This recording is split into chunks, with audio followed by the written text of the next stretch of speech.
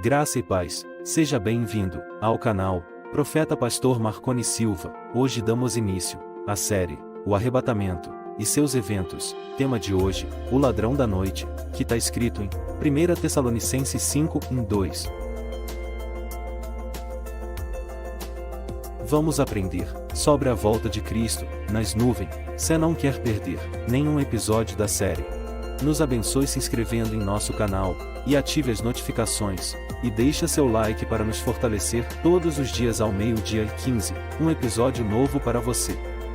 O arrebatamento. O ladrão da noite. Neste vídeo, falaremos sobre a vinda de Jesus, que será como ladrão à noite. Essa é uma expressão bíblica que se refere à vinda de Jesus Cristo para buscar a sua igreja. Essa é uma das doutrinas mais importantes da fé cristã, ao revelar o destino final dos que creem. Dos que não creem em Jesus, veremos o que a Bíblia nos ensina sobre esse assunto, e como devemos nos preparar para esse dia. Antigo e no Novo Testamento, e que se refere ao dia em que Deus intervirá na história humana de forma decisiva e definitiva. Esse dia será marcado por dois eventos principais: o arrebatamento da igreja e o juízo final. O arrebatamento da igreja é o momento em que Jesus voltará para buscar os seus fiéis, tanto os que estiverem vivos como os que já morreram. A Bíblia diz em 1 Tessalonicenses 4:16 e 17: pois, dada a ordem, com a voz do arcanjo e o ressoar da trombeta de Deus, o próprio Senhor descerá dos céus, e os mortos em Cristo ressuscitarão. Primeiro, depois nós, os que estivermos vivos, seremos arrebatados com eles nas nuvens, para o encontro com o Senhor nos ares, e assim estaremos com o Senhor para sempre. Esse será um momento de grande alegria e glória para os que amam e esperam Jesus. Eles serão transformados em corpos glorificados, semelhantes ao de Jesus, e estarão para sempre com Ele. O juízo final é o momento em que Jesus julgará todas as pessoas que já viveram na terra, segundo as suas obras. A Bíblia diz em Apocalipse 20:11-15: viu um grande trono branco e aquele que nele estava sentado. A terra e o céu fugiram da sua presença, e não se encontrou lugar para eles. Vi também os mortos, grandes e pequenos, em pé diante do trono, e livros foram abertos. Outro livro foi aberto, o livro da vida. Os mortos foram julgados conforme o que haviam feito, segundo o que estava registrado nos livros. O mar entregou os mortos que nele havia, e a morte e o Hades entregaram os mortos que neles havia. Cada um foi julgado conforme o que havia feito. Então a morte e o Hades foram lançados no lago de fogo. O lago de fogo é a segunda morte. Aqueles cujos nomes não foram encontrados no livro da vida foram lançados no lago de fogo. Esse será um momento de grande terror e condenação para os que rejeitam e desprezam Jesus. Eles serão lançados na ira de Deus e no lago de fogo, onde haverá choro e ranger de dentes. A Bíblia nos ensina que a vinda de Jesus será precedida por sinais que indicarão a proximidade do fim dos tempos. Alguns desses sinais são guerras, fomes, pestes, terremotos, falsos profetas, apostasia, aumento da iniquidade, perseguição aos cristãos, pregação do Evangelho a todas as nações. Mateus 24:3-14. Esses sinais são como as dores de parto, que vão aumentando em intensidade e frequência até o nascimento do bebê. Assim também os sinais vão aumentando até a vinda de Jesus. No entanto, esses sinais não nos permitem saber o dia e a hora exatos da vinda de Jesus, pois eles podem se estender por um longo período. Por isso, Jesus disse: mas a respeito daquele dia e hora, ninguém sabe, nem os anjos dos céus, nem o Filho, senão somente o Pai. Mateus 24:36. Ele também disse: portanto, vigiem, porque vocês não sabem em que dia virá o seu Senhor. Mas entendam isto: se o dono da casa soubesse a que hora da noite o ladrão viria, ele ficaria de guarda e não deixaria que a sua casa fosse arrombada. Assim, vocês também precisam estar preparados, porque o Filho do Homem virá numa hora em que vocês menos esperam. Mateus 24, 42 ao 44. A expressão ladrão à noite indica que a vinda de Jesus será inesperada, repentina e surpreendente. Assim como um ladrão não avisa quando invadirá uma casa, Jesus não anunciará a sua chegada com antecedência, ele virá em um momento que muitos não estarão esperando, e pegará de surpresa aqueles que estiverem despreparados. Portanto, devemos estar sempre vigilantes e preparados para a vinda de Jesus, não podemos nos deixar levar pela indiferença, pela incredulidade, pelo conformismo com o mundo ou pelo pecado. Devemos viver de maneira santa, justa e piedosa, aguardando a bendita esperança e a manifestação da glória do nosso grande Deus e Salvador Jesus Cristo. Tito 2, 1 ao 13. Devemos também aproveitar as oportunidades para anunciar o Evangelho e alertar as pessoas sobre o juízo vindouro. Devemos estar prontos para dar conta da nossa vida diante do Senhor, que nos julgará segundo as nossas obras. 2 Coríntios 5, 10. Que possamos estar preparados para a vinda de Jesus, que será como ladrão à noite. O arrebatamento. Segundo a Bíblia. O arrebatamento é um evento escatológico que se refere à crença de que os cristãos fiéis serão levados da terra para o céu por Jesus Cristo, antes ou durante a grande tribulação. Essa doutrina é baseada em algumas passagens bíblicas, como 1 Tessalonicenses 4, 16 e 17, 1 Coríntios 15, 51 ao 52 e Apocalipse 3, 10. Existem diferentes interpretações sobre o momento, o modo e o propósito do arrebatamento, mas a maioria dos cristãos concorda que ele será um evento glorioso e sobrenatural, que marcará o início da segunda vinda de Cristo. Exploraremos alguns aspectos do arrebatamento segundo a Bíblia, como: quem será arrebatado? Como será o arrebatamento? Quando será o arrebatamento? Por que o arrebatamento é importante? A Bíblia ensina que todos os que creram em Jesus Cristo como seu Senhor e Salvador serão arrebatados. Isso inclui os cristãos que já morreram e os que estiverem vivos na ocasião do arrebatamento. O apóstolo Paulo escreveu aos Tessalonicenses: pois, dada a ordem, com a voz do arcanjo e o ressoar da trombeta de Deus, o próprio Senhor descerá dos céus, e os mortos em Cristo ressuscitarão primeiro, depois nós, os que estivermos vivos seremos arrebatados com eles nas nuvens, para o encontro com o Senhor nos ares, e assim estaremos com o Senhor para sempre. 1 Tessalonicenses 4, 16 e 17. Portanto, o arrebatamento será uma reunião de todos os santos de todas as épocas, que formam a Igreja de Cristo. Eles receberão corpos glorificados e incorruptíveis, semelhantes ao de Cristo ressurreto. 1 Coríntios 15, 51 ao 53, Filipenses 3, 20 e 21, eles também serão livres da presença e do poder do pecado, e entrarão na plenitude da salvação. Romanos 8, 23, de Efésios 1, 13 e 14. Como será o arrebatamento? O arrebatamento será um evento repentino e surpreendente, que acontecerá em um piscar de olhos. Paulo disse aos Coríntios: escutem, eu lhes digo um mistério, nem todos dormiremos, mas todos seremos transformados, num momento, num abrir e fechar de olhos, ao som da última trombeta, pois a trombeta soará, os mortos ressuscitarão incorruptíveis e nós seremos transformados. 1 Coríntios 15, 51 e 52. O arrebatamento também será um evento visível e audível, que será acompanhado de sinais celestiais. A Bíblia diz que haverá a voz do arcanjo e o ressoar da trombeta de Deus. 1 Tessalonicenses 4, 16. Além disso, Jesus disse que sua vinda será como um relâmpago que brilha de um lado ao outro do céu. Mateus 24, 27. Ele também disse que todos os povos da terra se lamentarão quando virem o Filho do Homem vindo nas nuvens do céu com poder e grande glória. Mateus 24, 30.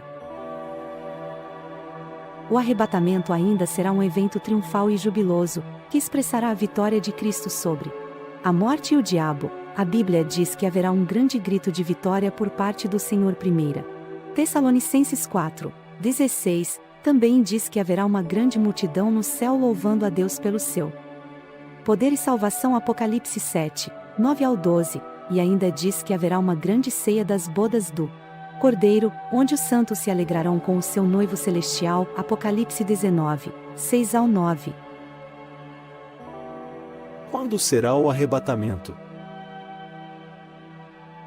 A Bíblia não revela a data exata do arrebatamento, mas afirma que ele acontecerá antes do dia do Senhor, sendo o período de juízo e ira de Deus sobre o mundo ímpio, conhecido como a Grande Tribulação. 1 Tessalonicenses 5, 1 a 11, Apocalipse 6 e 18. Jesus disse que ninguém sabe o dia nem a hora da sua vinda, nem mesmo os anjos no céu, mas somente o Pai. Mateus 24, 36. Ele também disse que sua vinda será como nos dias de Noé e de Ló, quando as pessoas estavam vivendo normalmente, sem se importar com Deus, até que veio o dilúvio e o fogo. Mateus 24, 37 ao 39, Lucas 17, 26 ao 30. Por isso, a Bíblia nos exorta a vigiar e orar, para não sermos pegos desprevenidos pelo arrebatamento. Mateus 24, 42 ao 44, Lucas 21, 34 ao 36, ela também nos incentiva a esperar e amar a vinda do Senhor ao haver uma coroa de justiça reservada para os que assim fazem. 2 Timóteo 4, 8.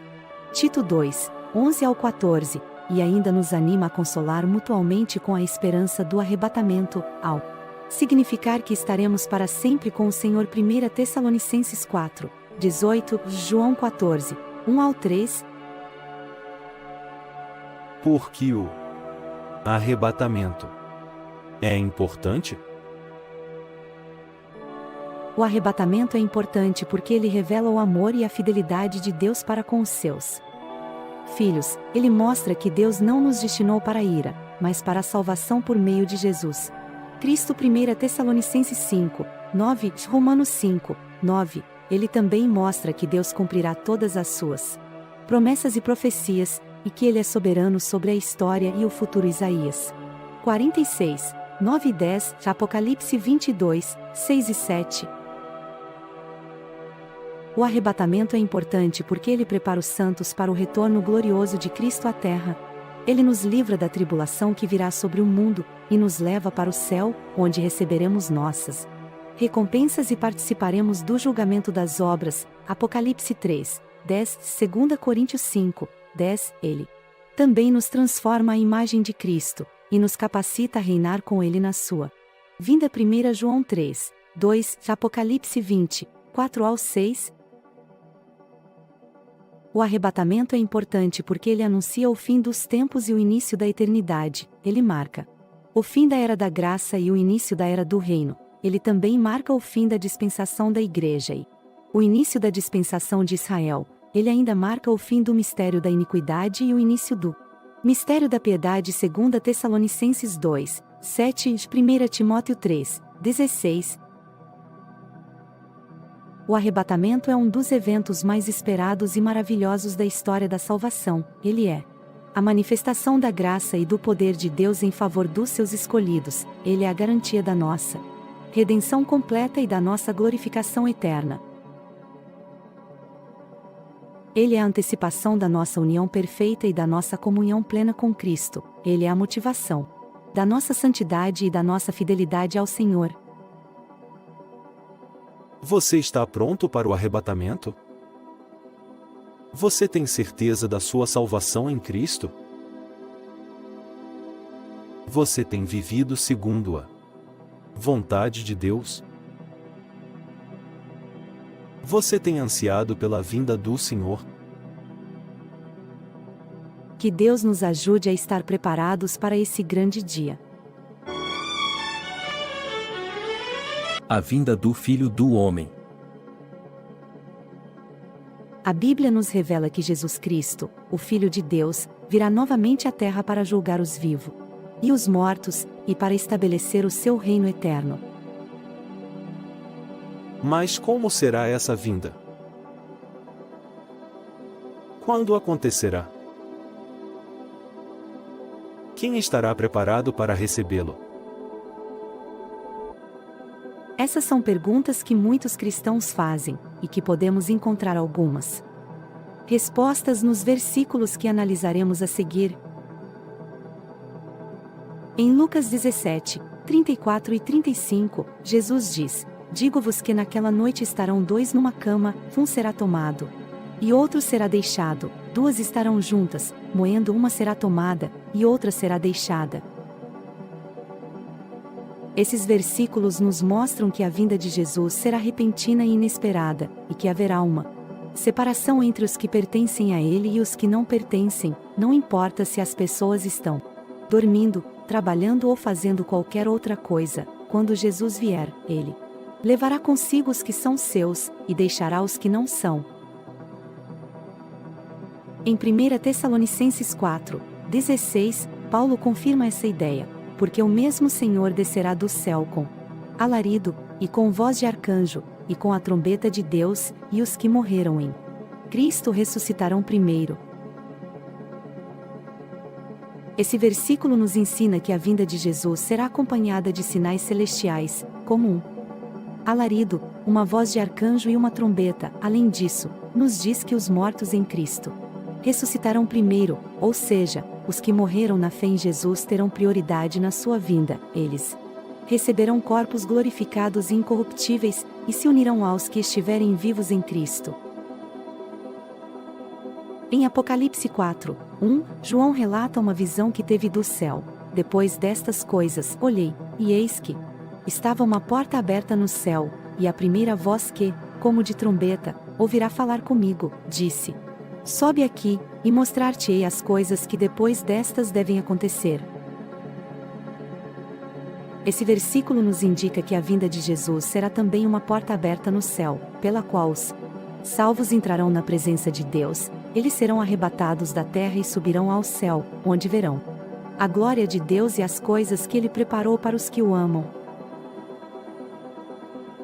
Em Mateus 16, 28, Jesus afirma: Em verdade vos digo que alguns há, dos que aqui estão, que não provarão a morte até que vejam vir o Filho do Homem no seu reino. Esse versículo nos revela que a vinda de Jesus será também a manifestação do seu reino. Ele virá como Rei dos Reis e Senhor dos Senhores, e estabelecerá o seu domínio sobre toda a criação. Alguns dos discípulos de Jesus tiveram um vislumbre desse reino na transfiguração de Jesus, no monte. Mateus 17, 1 a 8, mas todos os salvos verão a plenitude desse reino, quando Jesus vier.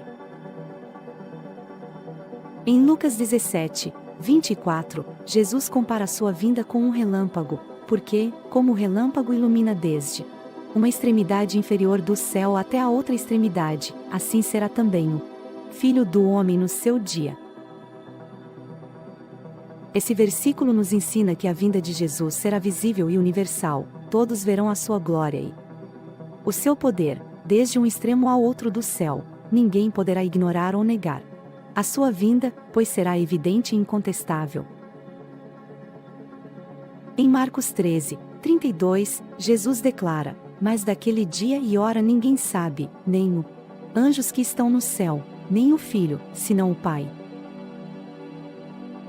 Esse versículo nos adverte que a vinda de Jesus é imprevisível. Ninguém sabe o dia nem a hora em que Ele virá, nem mesmo os anjos, nem o próprio Filho, mas somente o Pai. Por isso, não devemos nos deixar enganar por falsos profetas ou falsos mestres que afirmam saber o tempo da sua vinda. Eles são mentirosos e enganadores, e não devemos segui-los.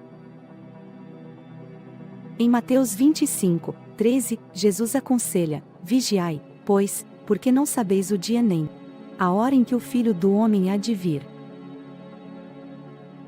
Esse versículo nos exorta a estar preparados para a sua vinda. Não sabemos quando ele virá, mas sabemos que ele virá, por isso, devemos vigiar, ou seja, estar atentos, alerta e prontos para recebê-lo, devemos viver conforme a sua vontade, obedecendo aos seus mandamentos e servindo ao seu reino. Devemos também anunciar o seu evangelho, convidando outros a se arrependerem dos seus pecados e a crerem em Jesus como Salvador e Senhor.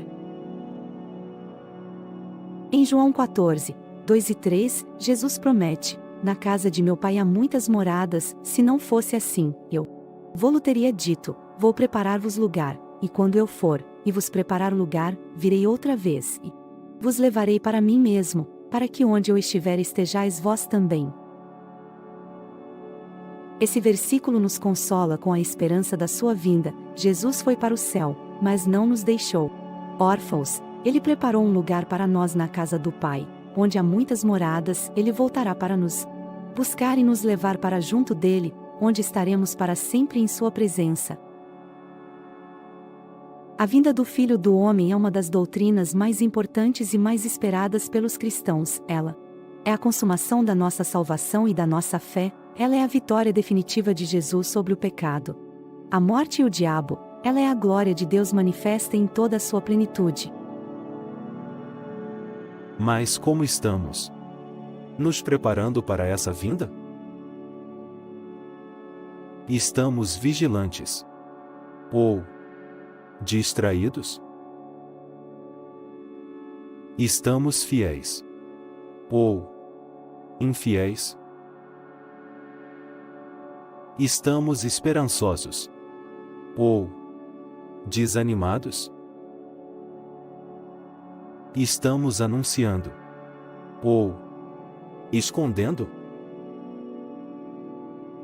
Que Deus nos ajude a viver cada dia como se fosse o último, e cada momento como se fosse o primeiro. Que Deus nos encha de graça e de paz, enquanto aguardamos a bendita esperança e o aparecimento da glória do nosso grande Deus e Salvador Jesus Cristo. Tito 2, 13, Amém. Amanhã vamos falar do surgimento do Anticristo, das suas mentiras, das falsas profecias, dos sinais milagrosos, que vai enganar até os justos. Então não perca tempo, se inscreva, deixa seu like, o surgimento do Anticristo. Amanhã neste mesmo canal, às 12h15, Deus e nós esperamos por você.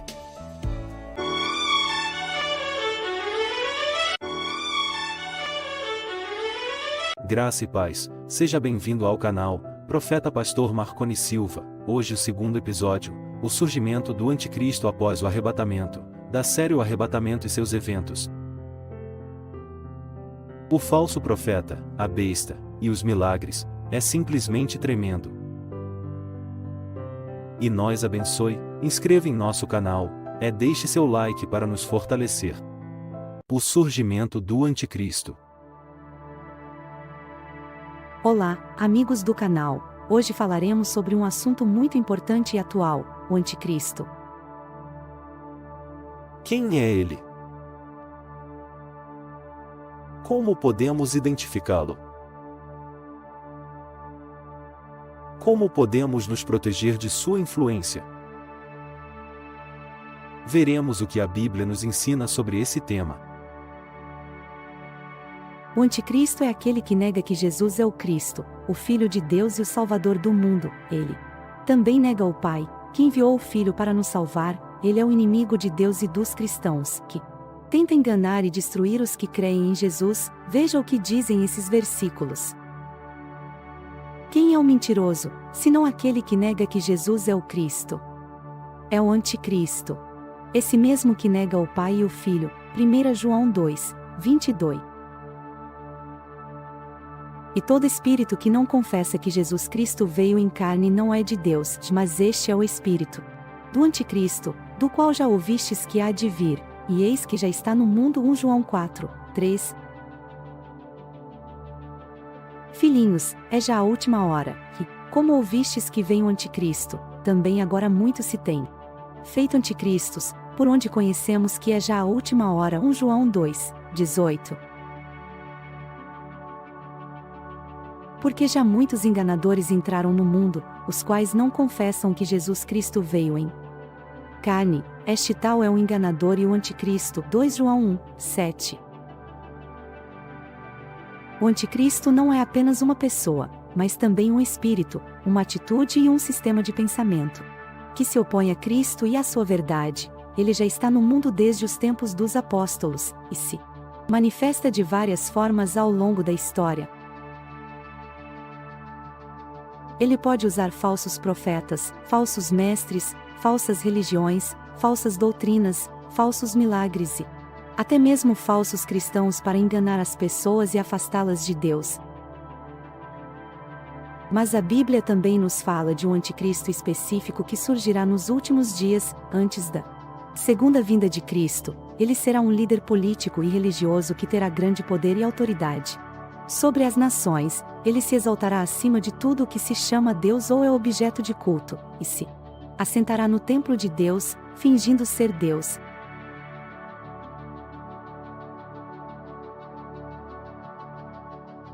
Ele fará aliança com o dragão, Satanás, e com a besta, um sistema mundial maligno, e receberá adoração e lealdade de muitos. Ele perseguirá os santos de Deus e fará guerra contra eles. Ele fará grandes sinais e prodígios para enganar até os escolhidos, se possível for.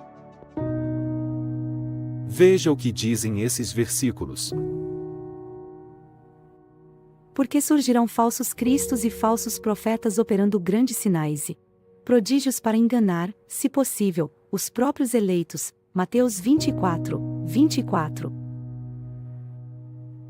Ninguém de modo algum vos engane, porque isto não acontecerá sem que primeiro venha a apostasia e seja revelado o homem do pecado, o filho da perdição, aquele que se opõe e se levanta contra tudo que se chama Deus ou é objeto de culto, de modo que se assenta no santuário de Deus, apresentando-se como Deus. 2 Tessalonicenses 2, 3 e 4.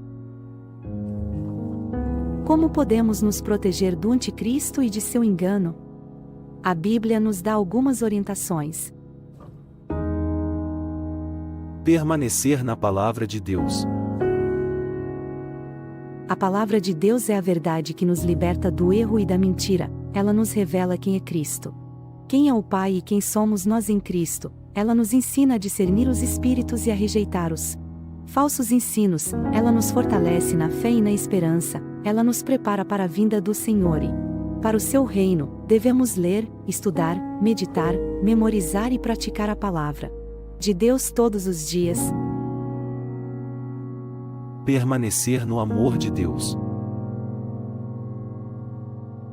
O amor de Deus é o vínculo que nos une a Ele mutualmente. Ele nos faz filhos de Deus e irmãos em Cristo. Ele nos enche de alegria e paz. Ele nos capacita a amar a Deus sobre todas as coisas e ao próximo como a nós mesmos.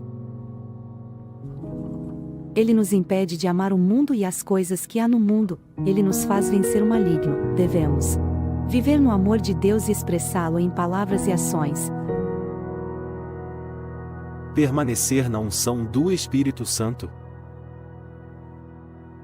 A unção do Espírito Santo é o selo que nos identifica como pertencentes a Deus. Ela nos dá sabedoria e entendimento para conhecer a Deus e a sua vontade. Ela nos guia em toda a verdade e nos lembra de tudo o que Cristo nos ensinou.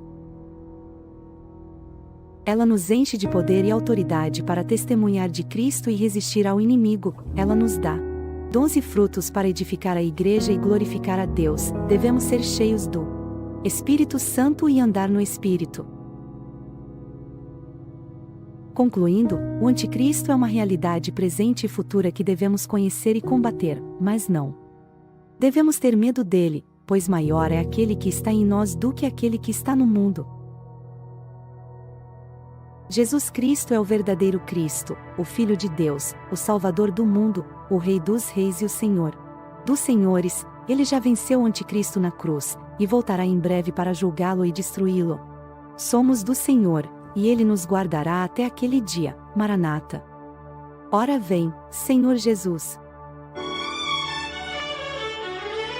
O surgimento do anticristo. Após o arrebatamento. Você sabe o que é o arrebatamento? É o momento em que Jesus Cristo voltará para buscar a sua igreja, formada por todos os que creram nele como seu Senhor e Salvador. A Bíblia diz que nesse dia, os mortos em Cristo ressuscitarão primeiro, e depois os que estiverem vivos serão transformados e arrebatados juntamente com eles, para encontrar o Senhor nos ares. 1 Tessalonicenses 4, 16 e 17. Esse será um dia glorioso para os que amam a sua vinda. 2 Timóteo 4, 8. Mas o que acontecerá com aqueles que ficarem na terra? Infelizmente, eles terão que enfrentar um período de grande tribulação, onde haverá guerras, fomes, pestes, terremotos, perseguições e muitos outros males. A Bíblia diz que esse período durará 7 anos, divididos em 2 partes de 3 anos e meio cada. Daniel 9, 27. Na primeira parte, surgirá um líder mundial que prometerá paz e segurança para as nações. Ele fará uma aliança com Israel, permitindo a reconstrução do templo em Jerusalém. Daniel 9, 27. Esse líder é o Anticristo, o inimigo de Deus e dos seus santos. 1 João 2, 18. O Anticristo será um homem carismático, inteligente e poderoso. Ele terá o apoio de um falso profeta, que fará sinais e maravilhas para enganar as pessoas e levá-la a adorar o Anticristo. Apocalipse 13, 11 ao 15. A Bíblia diz que ele receberá uma ferida mortal na cabeça, mas será curado milagrosamente, causando admiração no mundo inteiro. Apocalipse 13, 3. Ele também exigirá que todos recebam uma marca na mão direita ou na testa, sem a qual ninguém poderá comprar ou vender. Essa marca é o número da besta, sendo 666. Apocalipse 13, 16 ao 18. Quem receber essa marca estará condenado à ira de Deus e ao tormento eterno. Apocalipse 14, 9 ao 11. Na segunda parte da tribulação, o Anticristo mostrará a sua verdadeira face. Ele romperá a aliança com Israel e se assentará no templo, declarando-se Deus e exigindo adoração exclusiva. 2 Tessalonicenses 2, 13 e 4. Ele perseguirá e matará todos os que não se submeterem a ele, especialmente os judeus e os cristãos. Apocalipse 13, 7. Ele também entrará em guerra contra as nações que se opuserem ao seu domínio. Apocalipse 17, 12 ao 14. A Bíblia diz que ele se reunirá com os seus aliados no Vale de Megido, conhecido como Armagedon, para enfrentar o exército do Senhor. Apocalipse 16, 16. Mas o Anticristo não prevalecerá contra Deus. A Bíblia diz que Jesus Cristo voltará com os seus santos para derrotar o Anticristo e o falso profeta, lançando-os no lago de fogo. Apocalipse 19, 19 e 20. Ele também prenderá Satanás por 1000 anos, estabelecendo o seu reino de justiça e paz na terra. Apocalipse 20, 1 ao 6. Nesse reino, os fiéis reinarão com Cristo e desfrutarão da sua presença e da sua glória. Apocalipse 20, 4 ao 6. Depois disso, haverá o juízo final, onde todos os mortos serão ressuscitados e julgados segundo as suas obras. Os que não estiverem escritos no livro da vida serão lançados no lago de fogo com Satanás. Apocalipse 20, 11 ao 15. Mas os que forem salvos por Cristo herdarão a vida eterna no novo céu e na nova terra. Apocalipse 21, 1 ao 7. Nesse lugar, não haverá mais morte, nem dor, nem choro, nem pecado, haverá apenas alegria, paz e amor. Deus enxugará toda lágrima dos nossos olhos e habitará conosco para sempre. Apocalipse 21, 13 e 4. Esse é um resumo do que a Bíblia ensina sobre o surgimento do Anticristo após o arrebatamento. É um assunto sério e urgente, pois não sabemos quando essas coisas acontecerão. Por isso, devemos estar preparados para encontrar o Senhor a qualquer momento. Se você ainda não recebeu Jesus como seu Senhor e Salvador, faça isso hoje mesmo. Ele é o único caminho para Deus e para a salvação. João 14, 6. Ele morreu na cruz pelos seus pecados e ressuscitou ao terceiro dia, garantindo a sua vitória sobre a morte e o inferno. 1 Coríntios 15, 3 e 4. Ele te ama e te chama para segui-lo. Não endureça o seu coração, arrependa-se dos seus pecados e creia nele. Ele te dará a paz que você precisa e a esperança que você procura. Ele te dará a vida eterna. João 3:16. O que acontecerá nos 3 primeiros anos?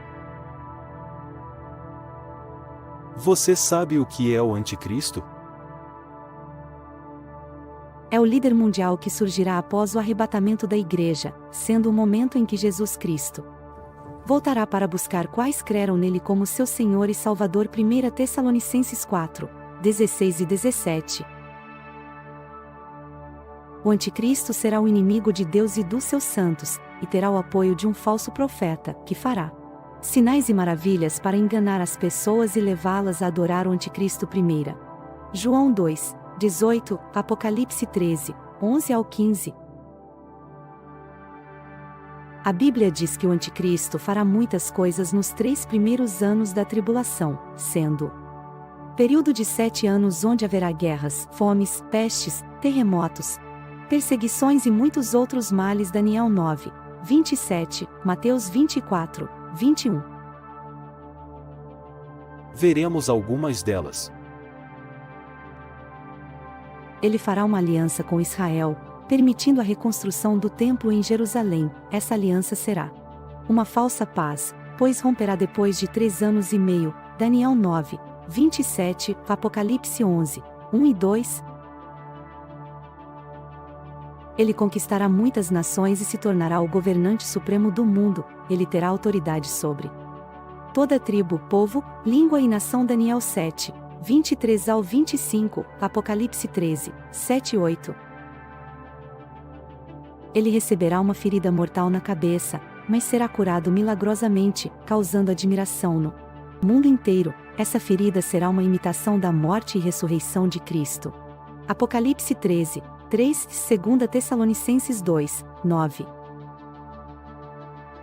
Ele exigirá que todos recebam uma marca na mão direita ou na testa, sem a qual ninguém poderá comprar ou vender. Essa marca é o número da besta, sendo 666. Quem receber essa marca estará condenado à ira de Deus e ao tormento eterno. Apocalipse 13:16 ao 18, Apocalipse 14:9 ao 11.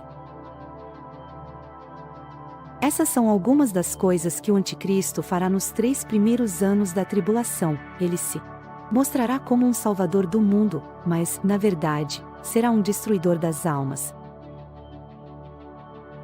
Ele se oporá a Deus e a tudo o que é bom. Ele perseguirá e matará os que não se submeterem a ele, especialmente os judeus e os cristãos. Apocalipse 12:17, Apocalipse 20:4. Mas o anticristo não prevalecerá contra Deus. A Bíblia diz que Jesus Cristo voltará com os seus santos para derrotar o anticristo e o falso profeta, lançando-os no lago de fogo. Apocalipse 19:19 e 20. Ele também prenderá Satanás por 1000 anos, estabelecendo o seu reino de justiça e paz na terra.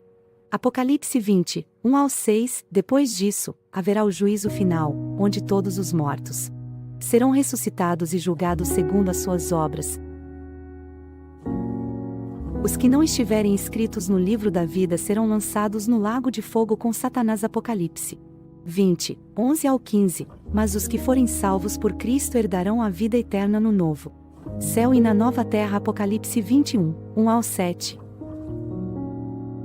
Esse é um resumo do que a Bíblia ensina sobre o que o anticristo fará nos 3 primeiros anos da tribulação. É um assunto sério e urgente, pois não sabemos quando essas coisas acontecerão. Por isso, devemos estar preparados para encontrar o Senhor a qualquer momento. Que Deus te abençoe e te guarde. Até a próxima. Graça e paz. Essa é a série O Arrebatamento e as suas profecias segundo a Bíblia. Amanhã neste mesmo horário, neste mesmo canal às 12h15.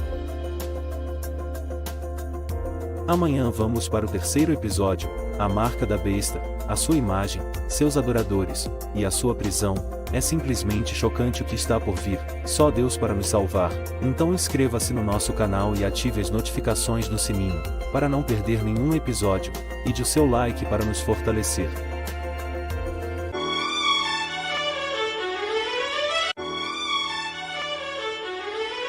Graça e paz, seja bem-vindo ao canal Profeta Pastor Marconi Silva.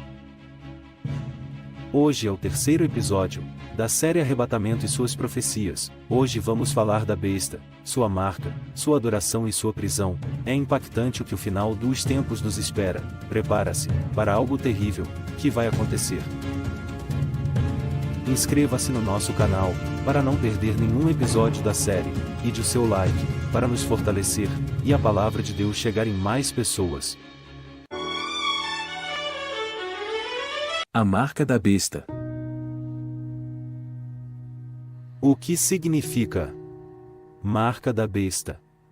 Em Apocalipse 13 ao 16. O livro de Apocalipse é um dos mais misteriosos e fascinantes da Bíblia. Nele, encontramos diversas visões proféticas sobre o fim dos tempos e o destino da humanidade. Uma dessas visões é a da marca da besta, um sinal que seria imposto a todos os habitantes da Terra, sob pena de morte ou exclusão econômica. Mas o que é essa marca? Quem é a besta? E como podemos evitar cair nessa armadilha? Tentaremos responder a essas perguntas, com base nos textos bíblicos e na interpretação de alguns estudiosos. A besta e o dragão. Em Apocalipse 13, o apóstolo João descreve duas bestas que surgem do mar e da terra. Respectivamente, a primeira besta é semelhante a um leopardo, com pés de urso e boca de leão. Ela recebe o poder, o trono e a autoridade do dragão, identificado como Satanás em Apocalipse 12, 9. Essa besta sofre uma ferida mortal em uma de suas cabeças, mas se recupera milagrosamente, causando admiração no mundo inteiro. Ela blasfema contra Deus e faz guerra contra os santos, tendo domínio sobre todas as nações por 42 meses. A segunda besta é semelhante a um cordeiro, mas fala como um dragão. Ela exerce toda a autoridade da primeira besta em sua presença, e faz com que a terra e os seus habitantes adorem a primeira besta. Ela também realiza grandes sinais e prodígios, enganando os que habitam na terra. Ela ordena que se faça uma imagem da primeira besta, e lhe dá fôlego para poder falar e matar os que não a adorem. A marca da besta. É nesse contexto que surge a marca da besta. Vejamos o que diz Apocalipse 13, 16, 18. E faz que a todos, pequenos e grandes, ricos e pobres, livres e servos, lhes seja posto um sinal na sua mão direita, ou nas suas testas, para que ninguém possa comprar ou vender, senão aquele que tiver o sinal, ou nome da besta, ou o número do seu nome. Aqui é a sabedoria. Aquele que tem entendimento, calcule o número da besta, porque é o número de um homem, e o seu número é 666. Esses versículos nos revelam algumas características da marca da besta. Ela é universal, afeta todos os tipos de pessoas, sem distinção de classe social ou condição. Ela é imposta. Não se trata de uma escolha voluntária, mas de uma coerção exercida pela segunda besta. Ela é localizada, aparece na mão direita ou na testa das pessoas, lugares que simbolizam as ações e os pensamentos humanos. Ela é econômica, impede que os que não a possuem possam comprar ou vender, ou seja, participar do sistema comercial do mundo. Ela é identificadora, representa o nome ou o número da primeira besta, sendo número de um homem, 666. O significado da marca da besta. Mas o que significa essa marca? Qual é o seu propósito? E como podemos interpretá-la à luz da nossa realidade atual? A Há diversas opiniões sobre esse assunto, mas podemos destacar algumas linhas principais de interpretação.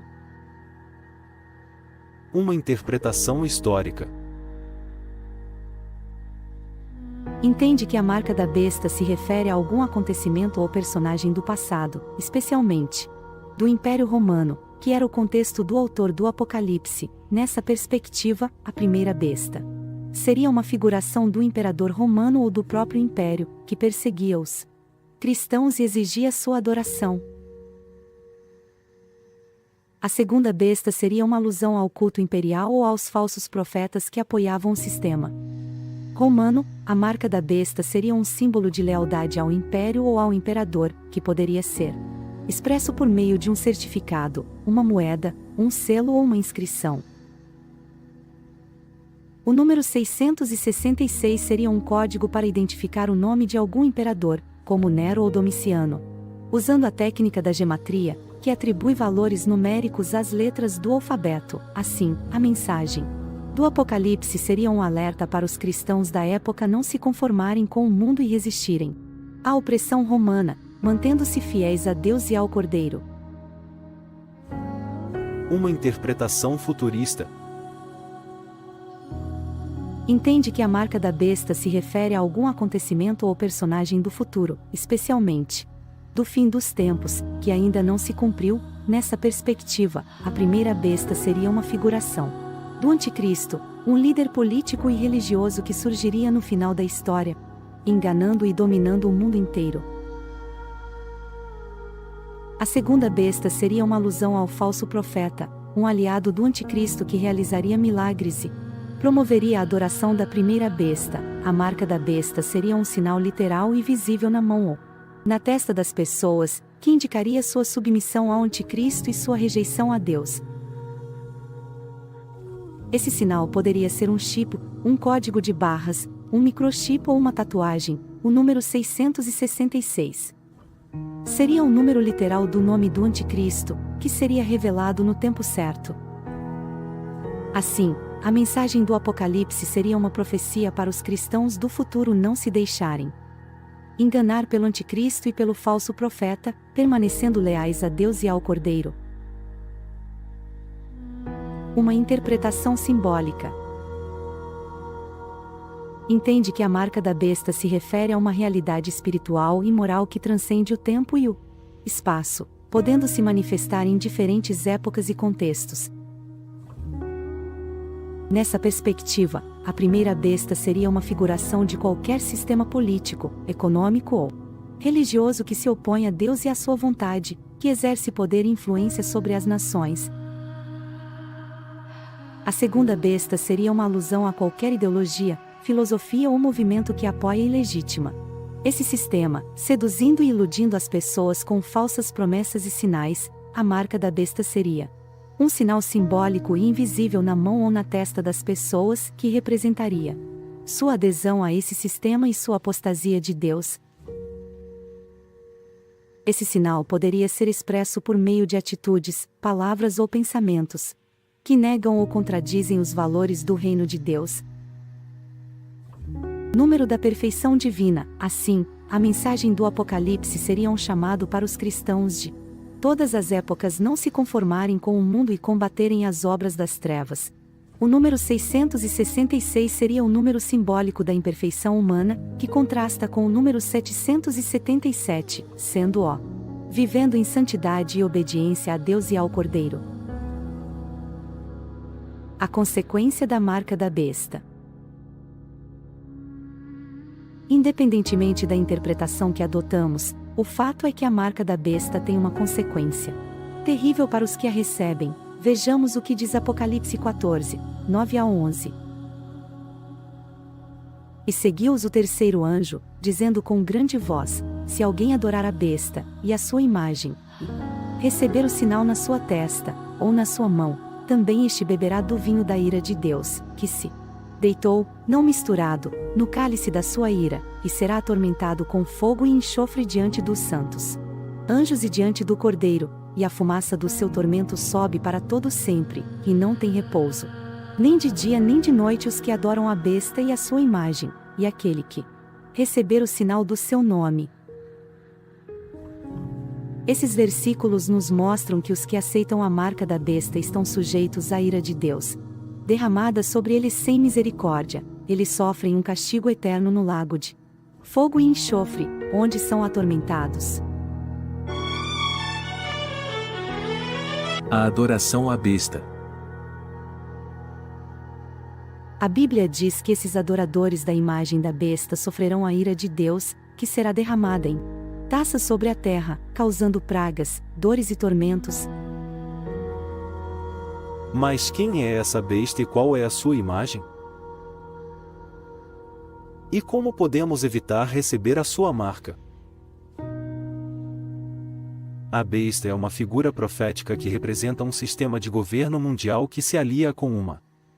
A besta é uma figura profética que representa um sistema de governo mundial que se alia com uma falsa igreja para enganar e perseguir os fiéis de Deus. Ela surge do mar, Quena.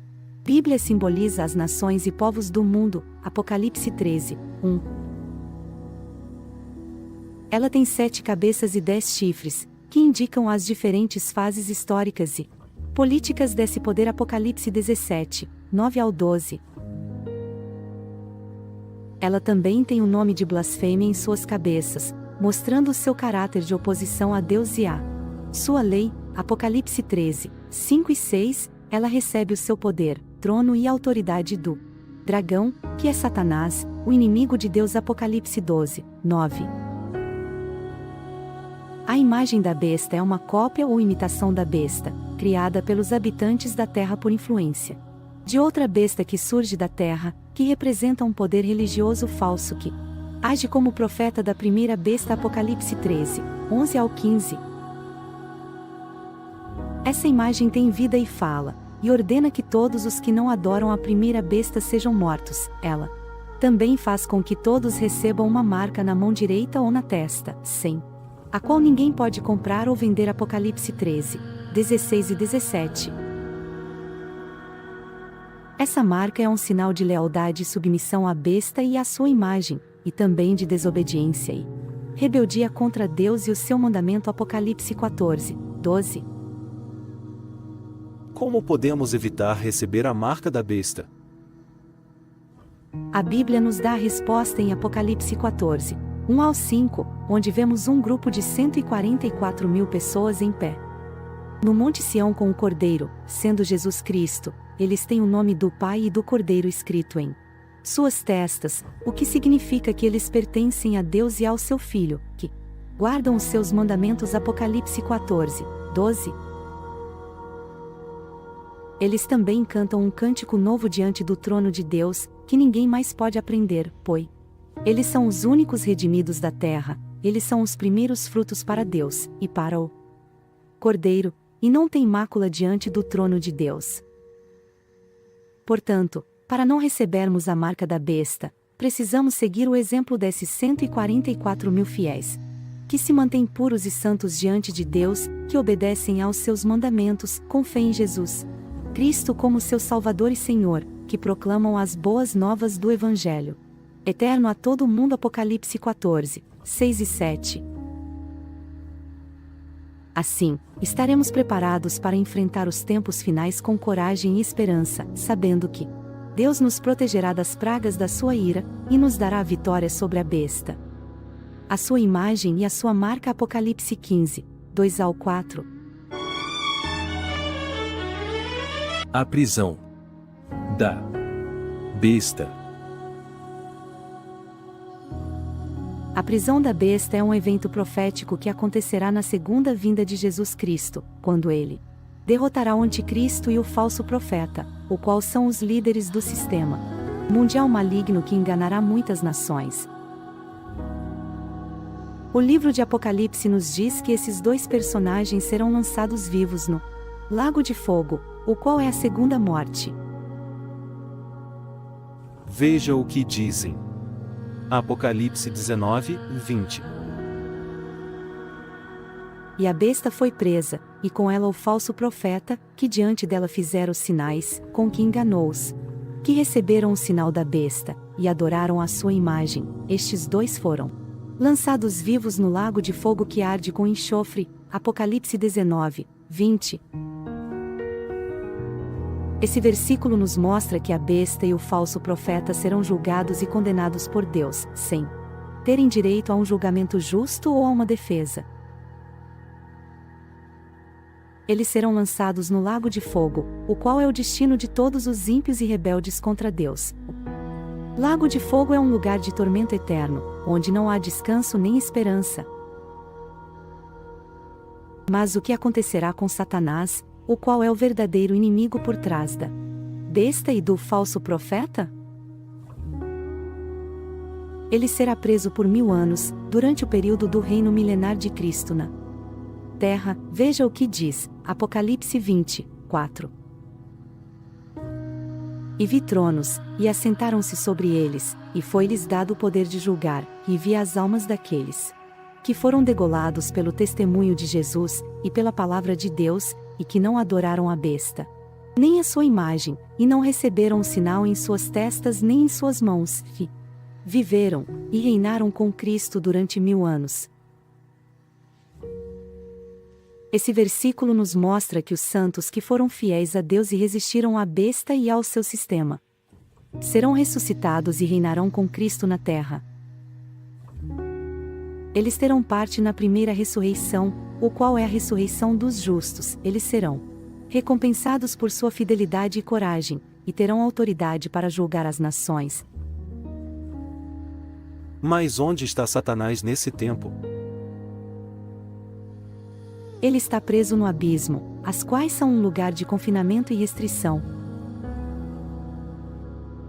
E vi descer do céu um anjo, que tinha a chave do abismo, e uma grande cadeia na sua mão. Ele prendeu o dragão, a antiga serpente, que é o diabo e Satanás, e amarrou-o por 1000 anos e lançou-o no abismo, e ali o encerrou, e pôs selo sobre ele, para que não mais engane as nações, até que os 1000 anos se acabem, e depois importa que seja solto por um pouco de tempo. Apocalipse 20, 1 ao 3. Esses versículos nos mostram que Satanás será impedido de agir na terra durante os 1000 anos do reino de Cristo. Ele não poderá mais tentar, acusar ou enganar as pessoas. Ele será selado no abismo, sem poder sair ou se comunicar. Ele será humilhado e derrotado. Essa é a prisão da besta, um evento glorioso que revela o triunfo de Deus sobre o mal, mas essa não é a última palavra sobre Satanás. Ele ainda terá uma última chance de se rebelar contra Deus, depois dos 1000 anos. Irmãos em Cristo, espero que vocês tenham gostado dessa mensagem sobre a prisão da besta, que ela tenha aumentado a sua fé e a sua esperança no Senhor, que vocês possam se preparar para a vinda de Cristo, vivendo em santidade e obediência à sua palavra. Que vocês possam resistir ao engano da besta e do falso profeta, e permanecer fiéis ao Cordeiro, que vocês possam ter parte na primeira ressurreição, e reinar com Cristo na terra. E que vocês possam aguardar com alegria o dia em que Satanás será lançado no lago de fogo, e não mais nos incomodará. Amém. Graça e paz. As Duas Testemunhas é o próximo episódio, com surpresas sobrenaturais. É só assistindo para acreditar. Neste mesmo canal, às 12h15. Então não perca tempo, inscreva-se no nosso canal, e ative as notificações, de o seu like para nos fortalecer. Te espero lá, fique na paz.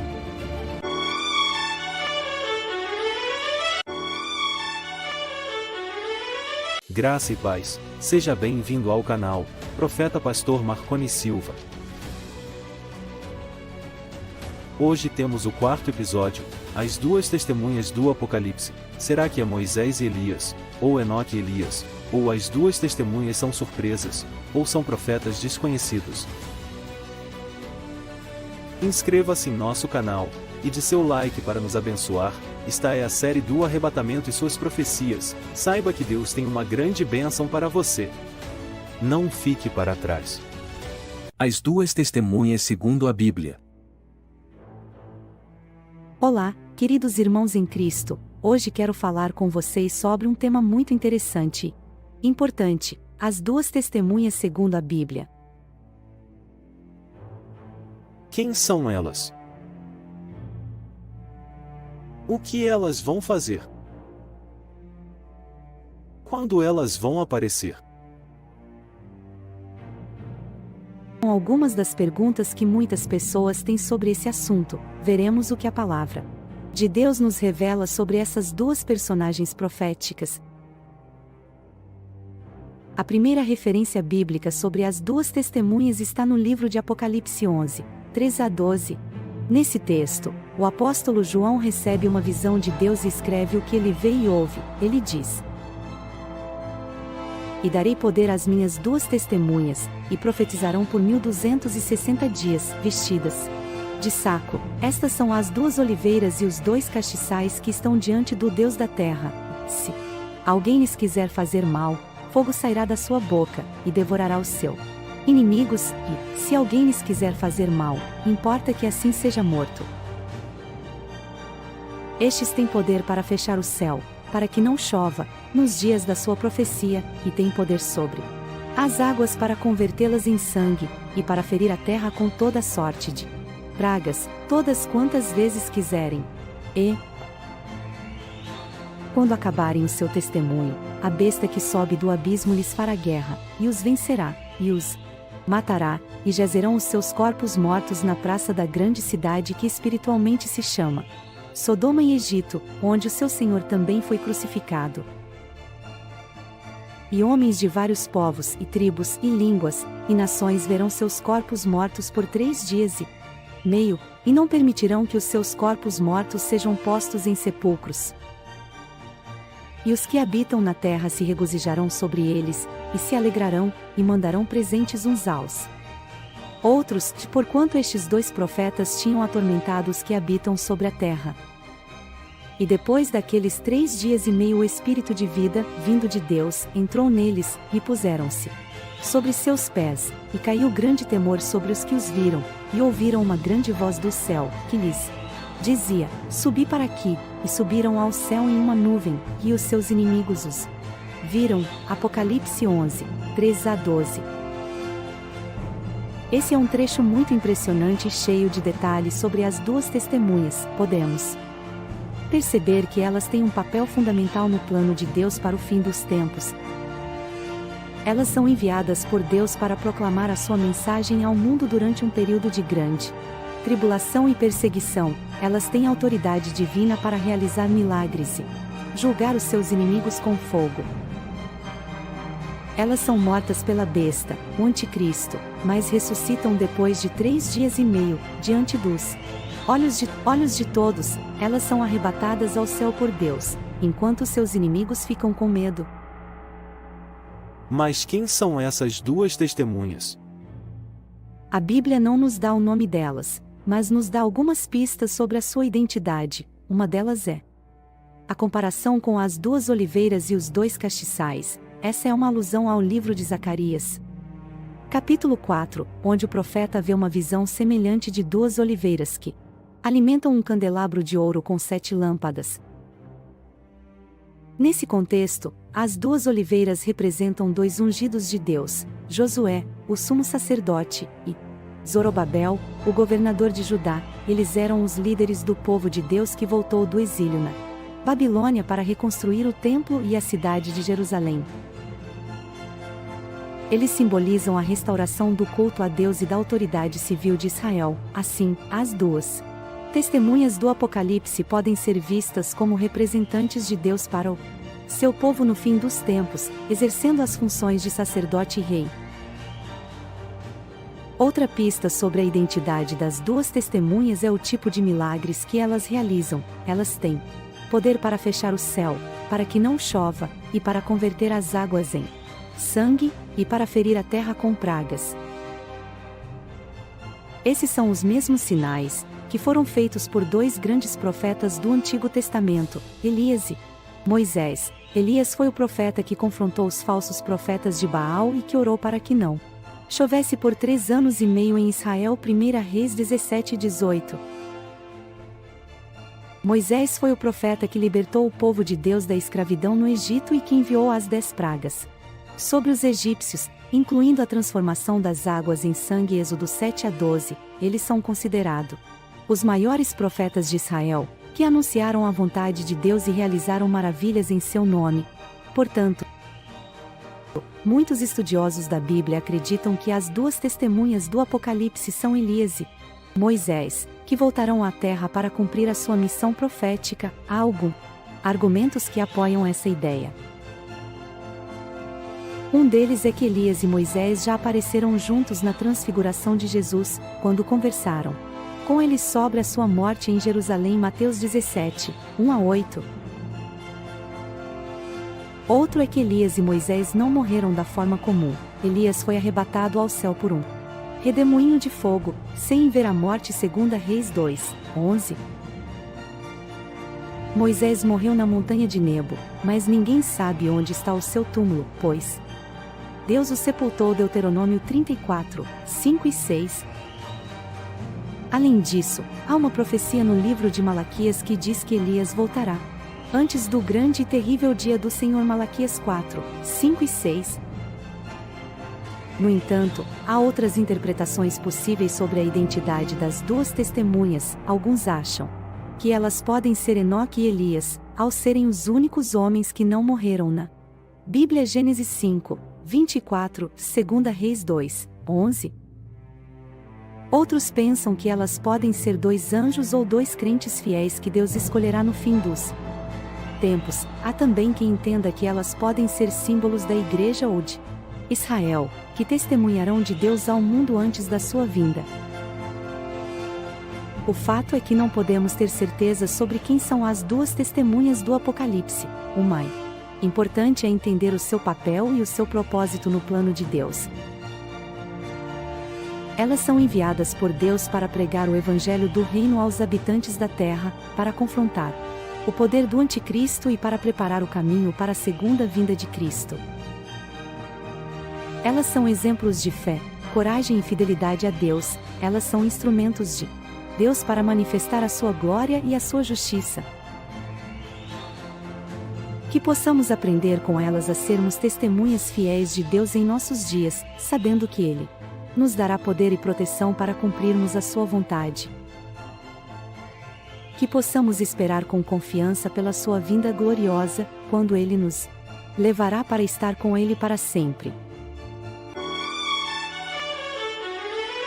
O que aprendemos com as duas testemunhas?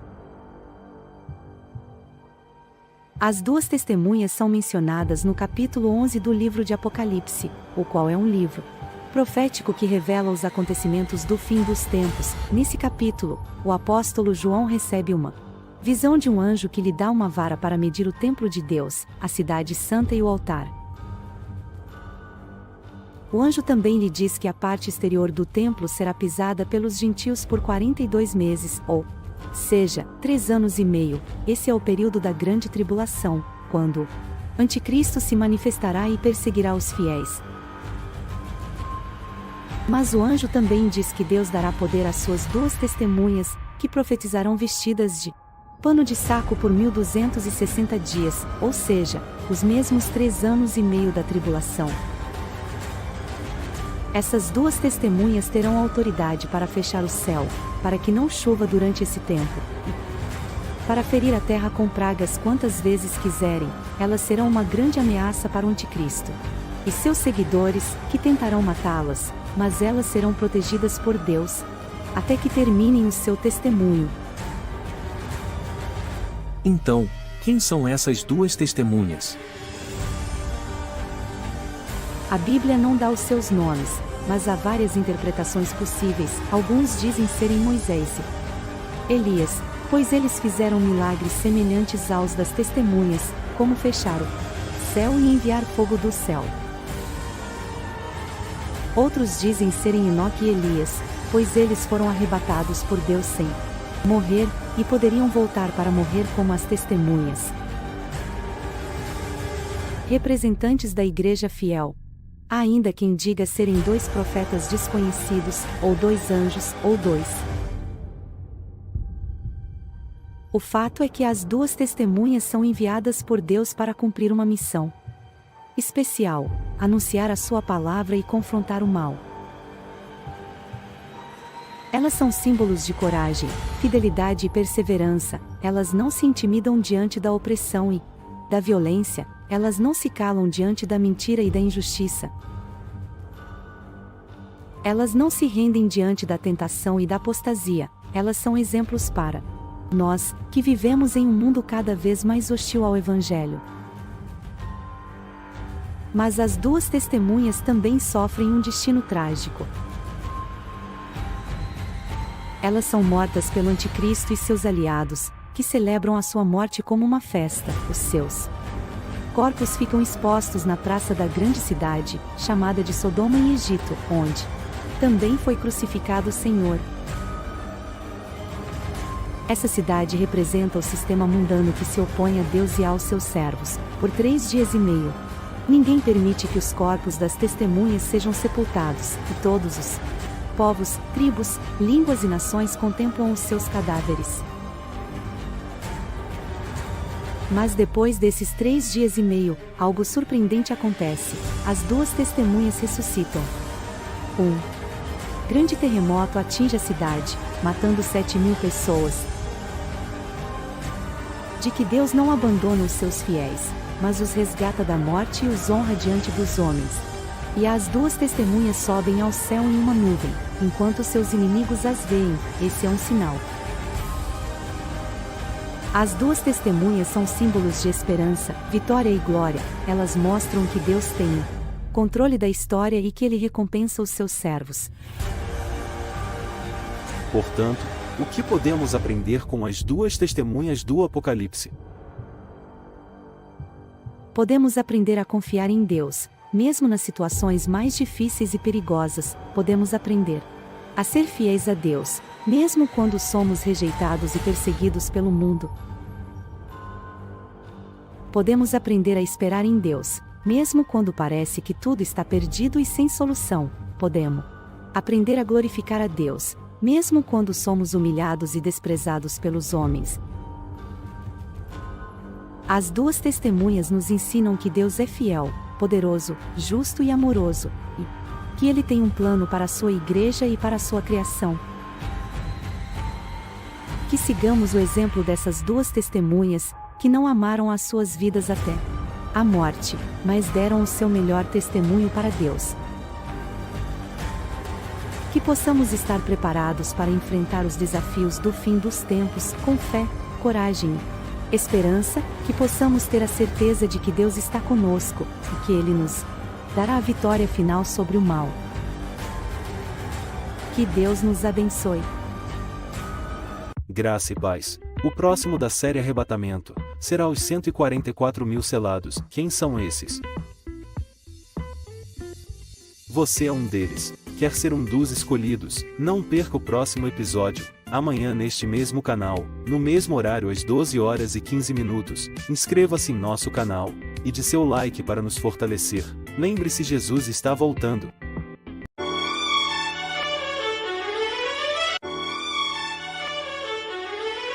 Graça e paz. Seja bem-vindo ao canal Profeta Pastor Marconi Silva. Nos abençoe com a sua inscrição e dê o seu like para nos fortalecer, e compartilhe o vídeo para chegar em mais irmãos. Lembre-se, Jesus está voltando. Hoje vamos apresentar o 5º episódio da série, O Arrebatamento e Suas Profecias, os 144.000 escolhidos. Você é um deles? Quem são eles? O que eles irão fazer nesses dias de choro e dor, e muita tristeza pelo planeta Terra? Vamos lá! Os 144.000 selados. A primeira vez que encontramos os 144.000 selados é no livro de Apocalipse, capítulo 7, ali.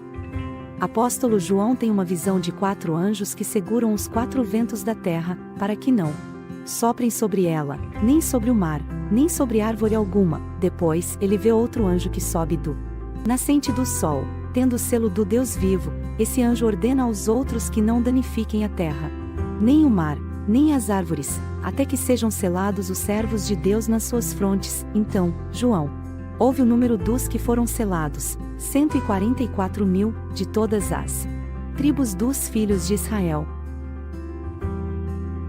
Mas de qual tribo são os 144.000? O texto bíblico nos dá uma lista das tribos e do número de selado. Em cada uma delas, Judá, 12.000, Ruben, 12.000, Gade, 12.000, Asser, 12.000 de Naftali, 12.000 de Manassés, 12.000 de Simeão, 12.000 de Levi, 12.000 de Issacar, 12.000 de Zebulon, 12.000 de José, 12.000 de Benjamim, 12.000. Essa lista, porém, não corresponde exatamente à lista das tribos originais de Israel, pois há algumas diferenças. Por exemplo, a tribo de Dan está ausente, enquanto a tribo de Manassés está duplicada, pois é um dos filhos de José. Além disso, a ordem das tribos não segue a ordem de nascimento dos filhos de Jacó, Israel, nem a ordem geográfica das terras que elas ocuparam. Essas diferenças nos mostram que a lista das tribos dos 144.000 não deve ser entendida literalmente, mas simbolicamente, ela representa a restauração e a reorganização do povo de Deus sob a liderança do Cordeiro. A tribo de Judá aparece em primeiro lugar porque dela saiu o Messias, Jesus Cristo. A tribo de Levi aparece entre as outras porque não há mais distinção entre sacerdotes e leigos no novo povo de Deus. A tribo de Dan está ausente porque foi a primeira a se desviar para a idolatria e a apostasia. A tribo de José aparece duas vezes porque ele foi o pai adotivo de Jesus e porque ele recebeu a bênção dobrada de seu pai Jacó. Assim, os 144.000 selados não são apenas judeus convertidos ao cristianismo durante a grande tribulação, eles são representantes de todas as nações e épocas que foram incorporados ao Israel espiritual pela fé em Cristo. Eles são os descendentes da promessa feita a Abraão. Em ti serão benditas todas as famílias da terra. Gênesis 12, 3. O propósito da visão é dar consolo e esperança aos cristãos que enfrentam perseguições e tribulações. Por causa da sua fé, o selo de Deus na fronte dos 144.000 significa que eles pertencem a Ele e estão protegidos da ira divina que será derramada sobre os ímpios. Eles são os servos de Deus que não se contaminaram com as idolatrias e imoralidades do mundo, mas que guardaram os mandamentos de Deus e a fé em Jesus. Eles são os remanescentes fiéis que não se dobraram diante da besta nem receberam a sua marca. A visão dos 144.000 selados é confirmada pela visão seguinte, no capítulo 14 de Apocalipse. Ali, João vê o Cordeiro em pé sobre o Monte Sião, e com ele os 144.000 que têm o nome dele e o nome do seu Pai escrito nas suas frontes. Eles cantam um cântico novo diante do trono de Deus, que ninguém podia aprender, senão os 144.000. Eles são descritos como virgens, que não se macularam com mulheres, porque são primícias para Deus e para o Cordeiro, e na sua boca não se achou engano, porque são irrepreensíveis. Essas características mostram que os 144.000 selados são um povo santo, puro, exclusivo e verdadeiro. Eles são virgens não no sentido físico ou literal, mas no sentido espiritual ou figurado. Eles não se envolveram com as falsas religiões ou com as doutrinas corruptas do mundo. Eles são primícias para Deus e para o Cordeiro porque são os primeiros frutos da salvação pela graça. Mediante a fé, eles não têm engano na boca porque não pregam mentiras nem heresias, mas proclamam o Evangelho fielmente. Eles são irrepreensíveis porque foram lavados pelo sangue do Cordeiro e justificados pela sua obra. Portanto, os 144.000 selados são um símbolo dos verdadeiros cristãos de todas as épocas e lugares, que foram escolhidos, chamados, selados, preservados e glorificados por Deus. Eles são a Igreja de Cristo, o seu corpo e a sua noiva. Eles são os que venceram o mundo, a carne e o diabo pelo sangue do Cordeiro e pela palavra do seu testemunho. Eles são os que seguirão o Cordeiro para onde quer que ele vá. Eles são os que reinarão com ele para sempre. Quem são os 144.000 selados? Você já ouviu falar dos 144.000 selados? Eles são mencionados no livro do Apocalipse, como um grupo especial de pessoas que Deus escolheu para serem seus servos fiéis nos últimos dias. Mas quem são eles? Qual é a sua missão? E como podemos fazer parte desse grupo? A primeira vez que os 144.000 selados aparecem na Bíblia é em Apocalipse 7, 1-8, nesse trecho. João vê 4 anjos segurando os 4 ventos da terra, para que não soprassem sobre a terra, mar e as árvores. Depois, ele vê outro anjo subir do nascente do sol, tendo o selo do Deus vivo. Esse anjo ordena aos outros que não danifiquem a terra, nem o mar, nem as árvores, até que sejam selados os servos de Deus nas suas testas. Então, João ouve o número dos que foram selados, 144.000, de todas as tribos dos filhos de Israel. O que significa ser selado? O selo é um sinal de propriedade, proteção e identificação. Os servos de Deus são selados com o seu nome nas suas testas, para mostrar que eles pertencem a Ele, que estão sob a sua guarda e que são reconhecidos por Ele. O selo também os diferencia dos que adoram a besta e recebem a sua marca na mão direita ou na testa. Apocalipse 13, 16-17. Os selados são leais a Deus e não se deixam enganar pelo falso sistema religioso do anticristo. Mas por que o número de 144.000? Esse número é simbólico, não literal. Ele representa a totalidade dos servos de Deus na terra, que formam um povo santo e separado para Ele. O número é baseado em 12, que é um símbolo de perfeição e plenitude. Há 12 tribos de Israel, 12 apóstolos de Jesus, 12 portas da Nova Jerusalém. Multiplicando 12 por 12, temos 144, e multiplicando 144 por 1000, que é outro número simbólico de grandeza e completude, temos 144.000. Os 144.000 selados não são apenas judeus, mas também gentios. Eles são de todas as nações, tribos, povos e línguas. Apocalipse 7, 9. Eles são os que lavaram as suas vestes e as branquearam no sangue do Cordeiro. Apocalipse 7, 14. Eles são os que seguem o Cordeiro para onde quer que vá. Apocalipse 14, 4. Esses são os que cantam um cântico novo diante do trono de Deus. Apocalipse 14, 3. Eles são os que têm a palavra de Deus e o testemunho de Jesus. Apocalipse 12, 17. A missão dos 144.000 selados é proclamar o Evangelho eterno a toda criatura, antes da volta de Jesus. Eles são os mensageiros da última hora, que anunciam a salvação em Cristo e o juízo de Deus sobre o mundo. Eles são os que resistem à perseguição e à tentação, mantendo-se fiéis até a morte. Eles são os que recebem a coroa da vida e a palma da vitória. Como podemos fazer parte dos 144.000 selados? Não há uma fórmula mágica ou um ritual secreto. A única maneira é aceitar a Jesus como nosso Salvador e Senhor, arrepender-nos dos nossos pecados e obedecer aos seus mandamentos. Precisamos nos entregar totalmente a Ele e seguir os seus passos. Precisamos nos alimentar da sua palavra e orar sem cessar. Precisamos nos unir aos seus servos e testemunhar do seu amor. Precisamos estar vigilantes e preparados para o seu retorno. Você quer ser um dos 144.000 selados? Então faça hoje mesmo essa escolha, não deixe para amanhã. O que pode fazer agora? Amanhã pode ser tarde demais. Hoje é o dia da salvação. Hoje é o dia de se juntar ao povo de Deus. O número 12 na Bíblia. O número 12 na Bíblia tem um significado simbólico e profético. Ele representa a plenitude, a perfeição e a autoridade de Deus. O número 12 está relacionado com o povo de Deus, tanto no Antigo como no Novo Testamento.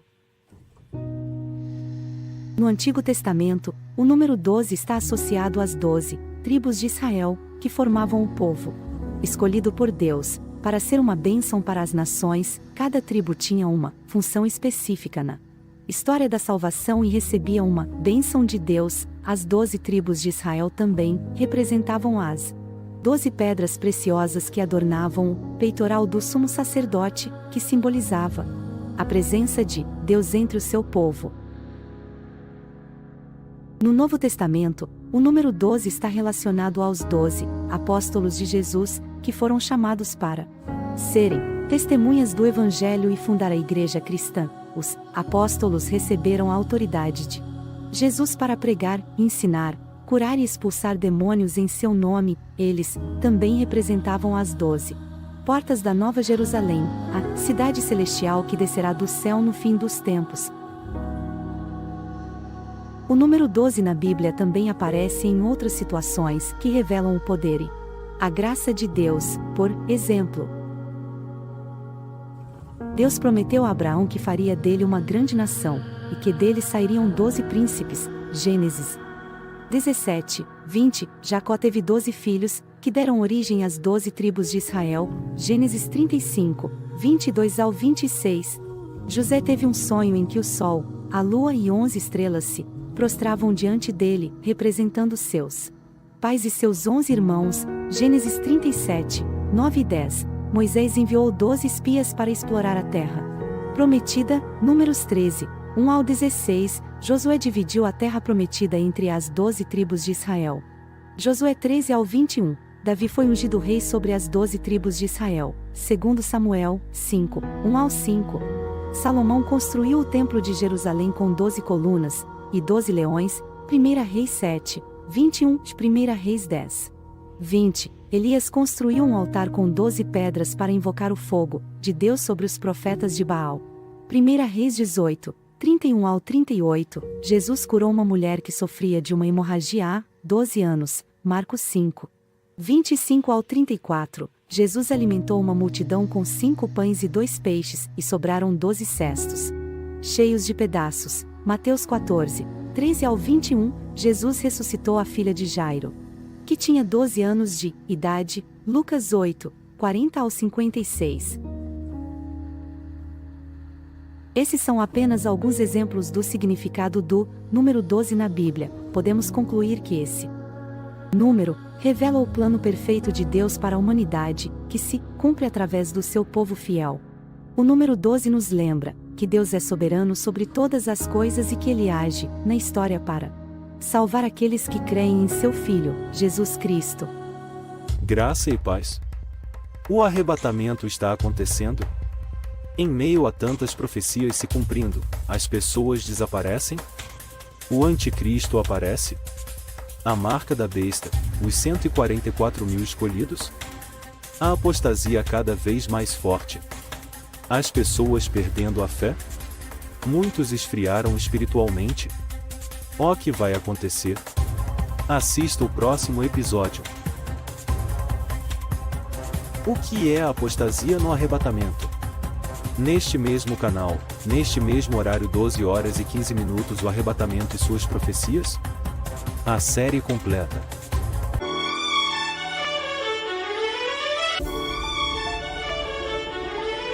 Graça e paz. Seja bem-vindo ao canal Profeta Pastor Marconi Silva. Hoje apresentamos o 5º episódio. A apostasia. O momento a qual a fé de muitos esfria. Com muitas violências, pessoas desaparecendo e muitas mortes. Não perca tempo, inscreva em nosso canal para não perder nenhum vídeo, e deixe o like para nos fortalecer. Engano. É. Apostasia. Após. O. Arrebatamento. A Bíblia nos ensina que, após o arrebatamento, haverá um período de tribulação, no qual Deus derramará sua ira sobre um mundo rebelde e incrédulo. Esse período será dividido em 2 partes, a primeira metade, chamada de tribulação, e a segunda metade, chamada de grande tribulação. A duração total será de 7 anos. Conforme as 70 semanas profetizadas por Daniel 9:24-27. Nesse tempo, surgirá um líder político e religioso chamado de Anticristo, que fará aliança com muitas nações e se oporá a Deus e aos seus santos. Ele será apoiado por um falso profeta, que fará com que todos adorem a imagem do Anticristo e recebam a sua marca. Ele também fará um pacto com Israel, mas depois o romperá e profanará o templo, exigindo adoração exclusiva. Esse será o sinal da grande tribulação, a fase mais intensa e terrível da ira de Deus. Mas será que nesse período haverá salvação para aqueles que não foram arrebatados? A resposta é sim, mas com muita dificuldade e perseguição. A Bíblia nos mostra que Deus enviará 2 testemunhas proféticas que pregarão por 3 anos e meio, até serem mortas pelo Anticristo. Elas farão sinais e prodígios para confirmar sua mensagem e serão ressuscitadas depois de 3 dias e meio. Elas serão as 2 oliveiras e os 2 candeeiros que estão diante do Senhor da terra. Apocalipse 11, 3-12. Além disso, Deus enviará um anjo que voará pelo céu, proclamando o evangelho eterno a toda nação, tribo, língua e povo. Ele dirá com grande voz: temei a Deus, e dai-lhe glória, porque é vinda a hora do seu juízo, e adorai aquele que fez o céu, e a terra, e o mar, e as fontes das águas. Da Apocalipse 14, 6 e 7. E também haverá um remanescente fiel de Israel, que reconhecerá Jesus como o Messias e será protegido por Deus no deserto. Eles serão os 144.000 selados da tribo de Israel. Apocalipse 7, 1-8. No entanto, a maioria das pessoas que ficarem na terra após o arrebatamento não se converterá, mas endurecerá ainda mais seus corações contra Deus. A Bíblia nos diz que Deus enviará sobre elas um espírito de engano, para crerem na mentira do Anticristo e sejam condenadas. Esse será o juízo de Deus sobre aqueles que rejeitaram a verdade do Evangelho e se deleitaram na injustiça. Mas como será esse engano? E como será a apostasia? O engano será uma falsificação do plano de Deus, uma imitação do verdadeiro Cristo. O Anticristo se apresentará como o Salvador do mundo, o Príncipe da Paz, o líder supremo. Ele fará milagres, sinais e maravilhas para enganar os habitantes da terra. Ele prometerá paz e segurança, mas trará guerra e destruição. Ele se assentará no templo de Deus, mostrando-se como se fosse Deus. Ele exigirá adoração universal e perseguirá todos os que não se curvarem diante dele. Ele implantará um sistema econômico mundial baseado na marca da besta, sem a qual ninguém poderá comprar ou vender. A apostasia será o abandono da fé em Deus, a rejeição do evangelho da graça. Aqueles que ficarem na terra após o arrebatamento serão tentados a seguir o Anticristo e a negar a Cristo. Eles serão seduzidos pelas mentiras do inimigo e pelos prazeres do pecado. Eles trocarão a verdade de Deus pela mentira, e adorarão a criatura em lugar do Criador. Eles se afastarão dos mandamentos de Deus e seguirão as doutrinas de demônios. Eles blasfemarão contra Deus e contra os seus santos. Eles endurecerão seus corações e não se arrependerão de suas obras más. Portanto, engano e apostasia serão as marcas distintivas daqueles que ficarem na terra depois do arrebatamento. Eles serão iludidos pelo Anticristo e se afastarão da fé em Deus. Por isso, é urgente que estejamos preparados para a vinda de Cristo, vivendo em santidade e vigilância, anunciando o Evangelho a todos os que ainda não o conhecem. Não sabemos o dia nem a hora em que ele virá, mas sabemos que ele virá em breve, que possamos estar entre os que serão arrebatados para encontrar o Senhor nos ares e estar para sempre com ele. Apostasia. Nos dias de hoje. Apostasia significa abandonar ou se desviar da fé cristã. É um pecado grave que pode levar à perdição eterna. Mas como podemos identificar e evitar a apostasia em nossos dias? A Bíblia nos alerta sobre os perigos da apostasia e nos dá alguns sinais de como reconhecê-la, por exemplo, em 2 Timóteo 3, 1 ao 5, lemos: Sabe, porém, isto, nos últimos dias, sobrevirão tempos difíceis, pois os homens serão egoístas, avarentos, arrogantes, blasfemadores, desobedientes aos pais, ingratos, irreverentes, desafeiçoados, implacáveis, caluniadores, sem domínio de si, cruéis, inimigos do bem, traidores, atrevidos, infatuados, mais amigos dos prazeres que amigos de Deus, tendo forma de piedade, negando-lhe, entretanto, o poder, foge também destes.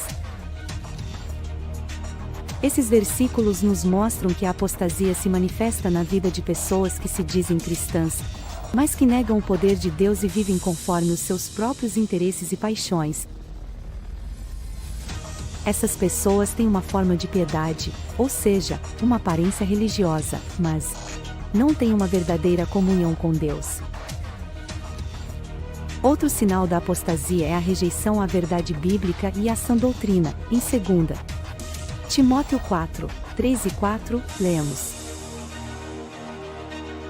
Porque virá tempo em que não suportarão a sã doutrina, pelo contrário, cercar-se-ão de mestres, segundo as suas próprias cobiças, como que sentindo coceira nos ouvidos, e se recusarão a dar ouvidos à verdade, entregando-se às fábulas. Esses versículos nos mostram que a apostasia se manifesta na vida de pessoas que não suportam ouvir a palavra de Deus e preferem seguir falsos mestres que lhes dizem o que querem ouvir. Essas pessoas se recusam a dar ouvidos à verdade e se entregam às fábulas, ou seja, a ensinos enganosos e heréticos. Mas como podemos identificar esses falsos mestres? A Bíblia nos dá alguns critérios para avaliar se alguém é um verdadeiro ou falso mestre. Por exemplo, em Mateus 7, 15 e 20, lemos: Acautelai-vos dos falsos profetas, que se vos apresentam disfarçados em ovelhas, mas por dentro são lobos roubadores. Pelos seus frutos os conhecereis. Colhem-se, porventura, uvas dos espinheiros ou figos dos abrolhos? Assim sendo, toda árvore boa produz bons frutos, porém a árvore má produz frutos maus. Uma árvore boa não pode dar frutos maus, nem uma árvore má dar frutos bons. Toda árvore que não produz bom fruto é cortada e lançada ao fogo. Assim sendo, pelos seus frutos os conhecereis. Esses versículos nos mostram que devemos observar os frutos dos mestres para saber se eles são verdadeiros ou falsos. Os frutos são as obras e as palavras que eles produzem. Se eles produzem obras e palavras que glorificam a Deus e edificam os irmãos na fé, eles são verdadeiros mestres. Se eles produzem obras e palavras que desonram a Deus e desviam os irmãos da fé, eles são falsos mestres. Diante desses sinais da apostasia e dos falsos mestres, como podemos nos proteger e permanecer firmes na fé? A Bíblia nos dá algumas orientações. Por exemplo, em Hebreus 10, 23 ao 25, lemos: Retenhamos inabalável a confissão da nossa esperança, porquanto quem fez a promessa é fiel.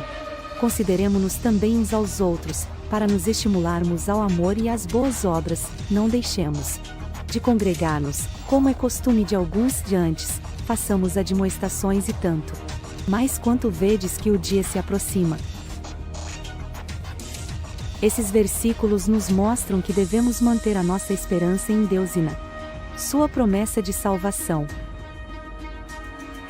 Devemos também nos considerar mutualmente e nos estimular ao amor e às boas obras. Devemos também não deixar de congregar-nos com os irmãos na igreja e nos admoestar mutuamente, para não cairmos em tentação. Em resumo, a apostasia é um perigo para os cristãos atualmente. Ela se manifesta na vida de pessoas que abandonam ou se desviam da fé cristã e vivem em rebelião contra Deus. Para evitar a apostasia, devemos permanecer firmes na palavra de Deus e na comunhão com os irmãos. Que Deus nos abençoe e nos guarde da apostasia. Sinais de apostasia. Como posso evitar a apostasia? A apostasia é o abandono da fé cristã, seja por negação, desobediência ou indiferença, é um dos maiores perigos que ameaçam a Igreja de Cristo, por poder levar à perda da salvação e à condenação eterna. Mas como podemos evitar a apostasia e permanecer firmes na fé até o fim? A Bíblia nos dá algumas orientações para prevenir a apostasia e nos fortalecer na graça de Deus. Vejamos algumas delas. Confessar a Jesus como Senhor e Salvador, esse é o primeiro passo para entrar na família de Deus e receber a salvação. Quem confessa a Jesus como Senhor e Salvador está reconhecendo a sua autoridade, a sua obra e a sua presença em sua vida. O apóstolo Paulo diz que se confessarmos com a boca que Jesus é Senhor e crermos no coração que Deus o ressuscitou dentre os mortos, seremos salvos. Romanos 10, 9. Participar da comunhão com os irmãos. A Igreja é o corpo de Cristo, formado por todos os que creem nele e o seguem. Quem participa da comunhão com os irmãos está se integrando à família de Deus e se beneficiando da vida em comunidade, como o amor, a edificação, a correção e a prestação de contas. O autor da carta aos Hebreus exorta os cristãos a não deixarem de congregar-se, mas a se encorajarem mutuamente. Hebreus 10, 25. Estudar e obedecer à palavra de Deus. A palavra de Deus é a fonte de revelação, orientação e nutrição espiritual para os cristãos. Quem estuda e obedece à palavra de Deus está ouvindo a voz do Senhor e se conformando à sua vontade. O salmista diz que a palavra de Deus é lâmpada para os seus pés e luz para o seu caminho. Salmos 119. 105 e que ele escondeu a palavra de Deus em seu coração para não pecar contra ele. Salmos 119, 11. Arrepender-se dos pecados é buscar a santificação. O pecado é a transgressão da lei de Deus e a rebelião contra a sua vontade. Quem se arrepende dos pecados e busca a santificação está demonstrando que ama a Deus e obedece aos seus mandamentos. O apóstolo João diz que se confessarmos os nossos pecados, Deus é fiel e justo para nos perdoar os pecados e nos purificar de toda injustiça. 1 João 1, 9 e que quem permanece em Cristo não vive pecando. 1 João 3, 6. Renunciar ao mundo e às coisas do mundo. O mundo representa o sistema maligno que se opõe a Deus e aos seus propósitos. Quem renuncia ao mundo e às coisas do mundo está se desapegando dos valores, das paixões e das práticas deste século, em vez de se transformar pela renovação da mente. O apóstolo Paulo diz que não devemos nos conformar com este mundo, mas nos transformar pela renovação da nossa mente, para podermos experimentar qual é a boa, agradável e perfeita vontade de Deus. Romanos 12, 2.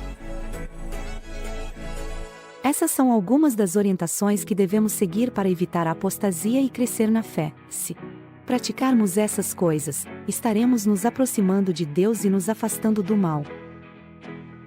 Estaremos também nos preparando para o dia em que veremos o Senhor face a face e entraremos na sua. Que possamos ser fiéis até o fim e receber dele a coroa da vida. Apocalipse 2, 10.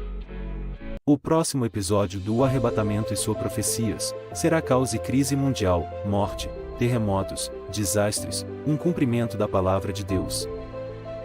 Profecias tornando-se manchetes de jornais. Então, por gentileza, inscreva-se no nosso canal e ative as notificações para não perder nenhum dos episódios, e deixe seu like para nos fortalecer. Amanhã nesse mesmo canal, nesse mesmo horário, lembre-se, ainda é tempo, aceite a Jesus.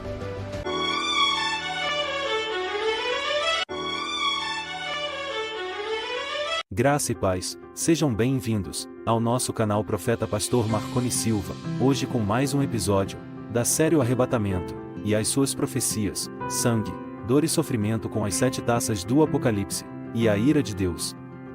Então não percam tempo, inscreva-se no nosso canal e deixe seu like para não perder nenhum dos nossos episódios. Caos. Crise mundial segundo a Bíblia. A Bíblia nos mostra que após o arrebatamento, o mundo entrará em um período de grande tribulação. Caos e crise, será um tempo de angústia, aflição, violência, guerra, fome, pestes, terremotos, catástrofes naturais e sobrenaturais. Será também um tempo de engano, apostasia, perseguição e martírio para os que se converterem a Cristo nesse período. Veja o que diz Mateus 24, 21 e 22. Porque haverá então grande aflição, como nunca houve desde o princípio do mundo até agora, nem tampouco haverá jamais, e, se aqueles dias não fossem abreviados, nenhuma carne se salvaria, mas, devido aos escolhidos serão abreviados aqueles dias. O arrebatamento da igreja é um evento profético que ocorrerá antes da grande tribulação, quando Jesus Cristo virá buscar os seus fiéis e os levará para o céu. 1 Tessalonicenses 4, 16 e 17. Esse será um momento de alegria e esperança para os que amam a Deus, mas também de tristeza e angústia para os que ficarem na terra. A Bíblia nos revela que após o arrebatamento haverá um período de 7 anos de grande tribulação, em que Deus derramará a sua ira sobre o mundo ímpio e rebelde, que rejeitou o seu Filho e o seu Evangelho.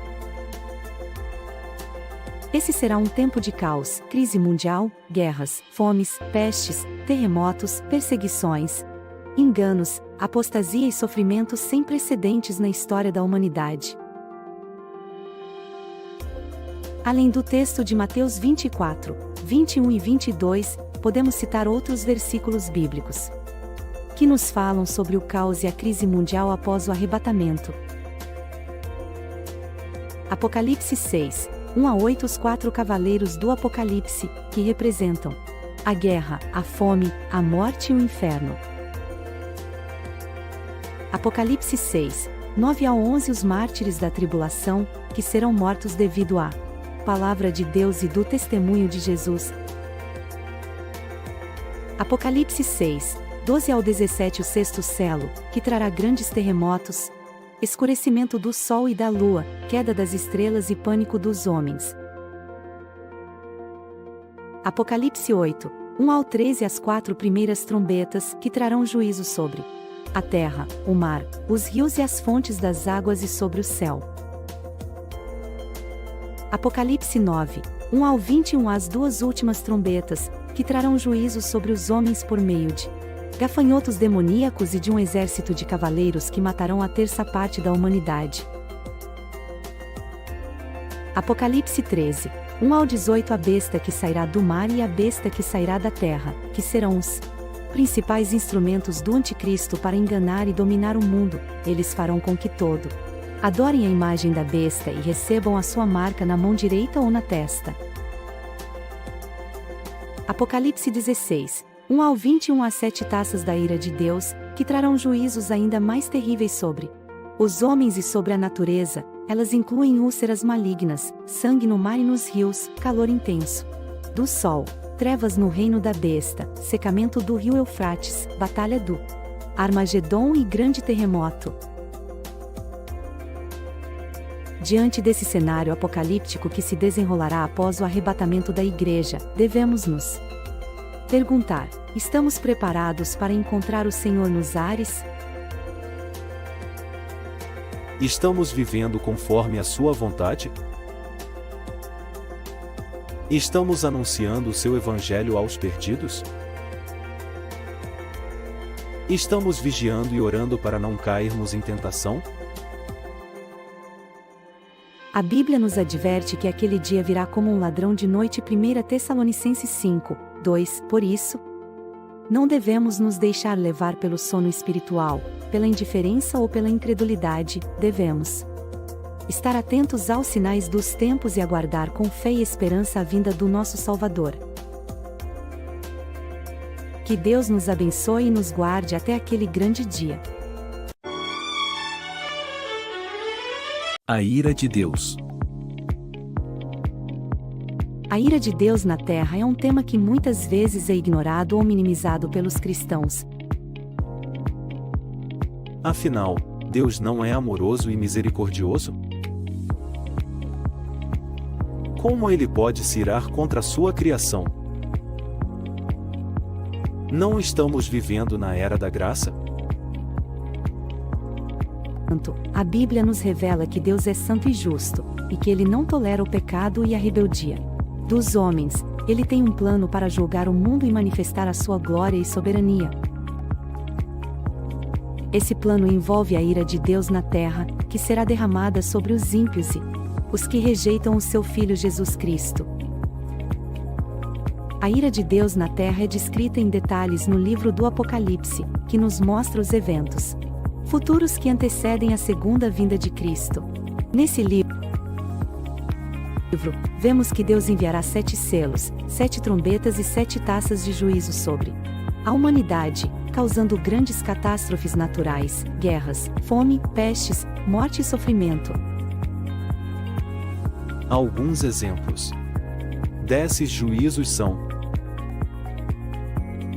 o primeiro selo, um cavaleiro branco que sai para conquistar. Apocalipse 6, 1 e 2. O segundo selo, um cavaleiro vermelho que tira a paz da terra e faz com que os homens se matem mutuamente. Apocalipse 6, 3 e 4. O terceiro selo, um cavaleiro preto que traz fome e escassez. Apocalipse 6, 5 e 6. O quarto selo, um cavaleiro amarelo, com poder sobre a quarta parte da terra, para matar com espada, fome, peste e feras. Apocalipse 6, 7 e 8. O quinto selo, as almas dos mártires que clamam por vingança. Apocalipse 6, 9 e 11. O sexto selo, um grande terremoto que abala o céu e a terra, fazendo com que as estrelas caiam, o sol escureça e a lua se torne vermelha como sangue. Apocalipse 6, 12 ao 17. O sétimo selo, um silêncio no céu por meia hora, seguido do soar das 7 trombetas. Apocalipse 8, 1 e 2. E assim por diante, até chegar às 7 taças da ira de Deus, sendo as últimas pragas que precedem o retorno de Cristo em glória e poder. AP 16. Mas por que Deus se ira contra a terra? Qual é o propósito da sua ira? Nos ensina que Deus se ira contra a terra devido ao pecado dos homens, que se multiplicou sobre a face do globo.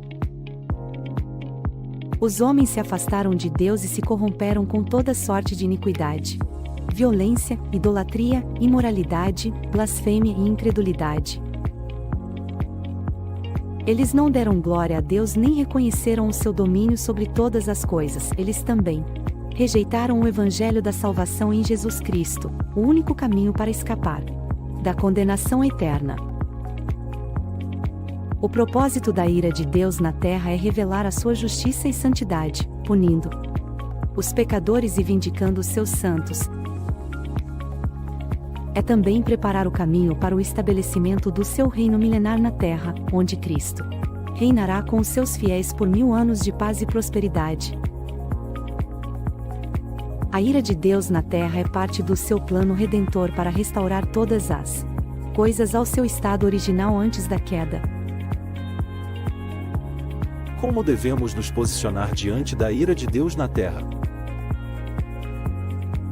Nos exorta a nos arrependermos dos nossos pecados e crermos em Jesus Cristo como nosso Senhor e Salvador.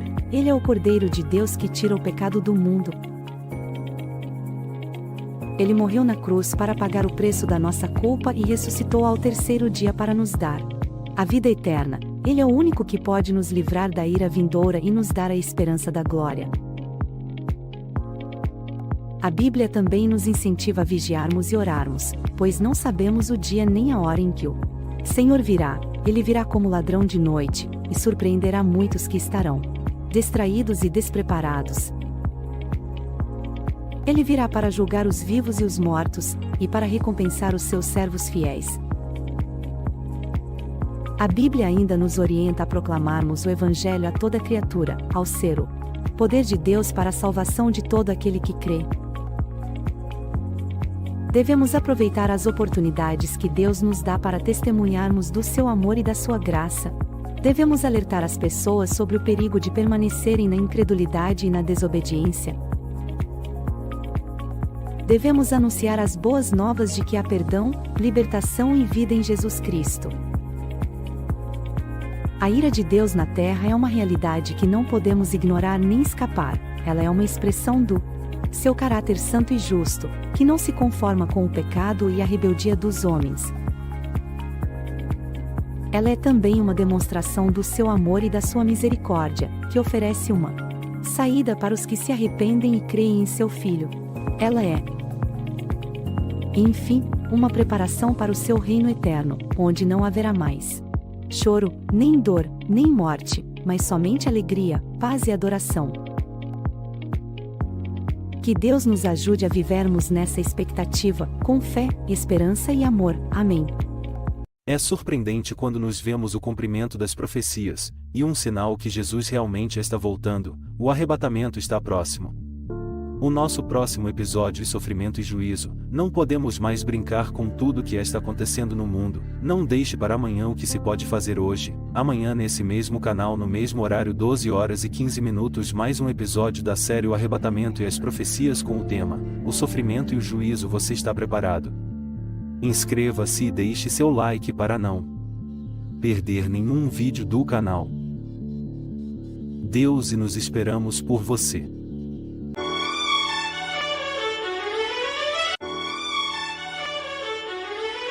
Graça e paz, seja bem-vindo ao canal, Profeta Pastor Marconi Silva. Hoje apresentamos mais um episódio da série, O Arrebatamento e as Profecias, com o tema Sofrimento e o Juízo Final. Gafanhoto com veneno de escorpião. Os 4 anjos do rio Eufrates. Os cavaleiros. As taças. Os selos. E as trombetas. É a grande tribulação. Desde já, inscreva em nosso canal, ative as notificações, para não perder nenhum vídeo. E deixe seu like. O arrebatamento, o sofrimento e o juízo.